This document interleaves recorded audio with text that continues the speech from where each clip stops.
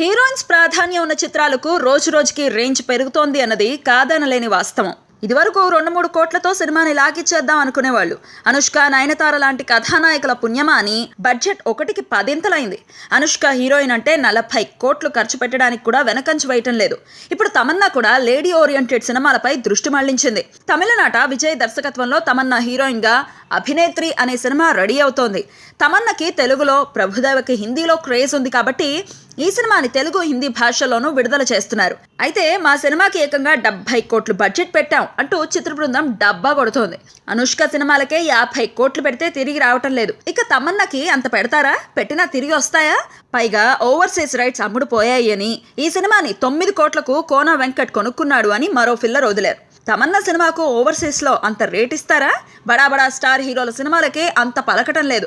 అలాంటప్పుడు తమన్నా నమ్మి ఆ సినిమాని 9 కోట్లకు కొంటారా? ఇదంతా అభినేత్రి టీం ఆడుతున్న బిజినెస్ ట్రిక్ అన్నది అర్థమైపోతూనే ఉంది. ఇకనైనా ఈ బిల్డప్ డ్రామాని కట్టిపెట్టి టీం అంతా కలిసి ఓ మంచి సినిమా తీయటానికి ప్రయత్నిస్తే మంచిది. సినిమా బాగుంటే కోట్లు వాటంతట అవే వస్తాయి.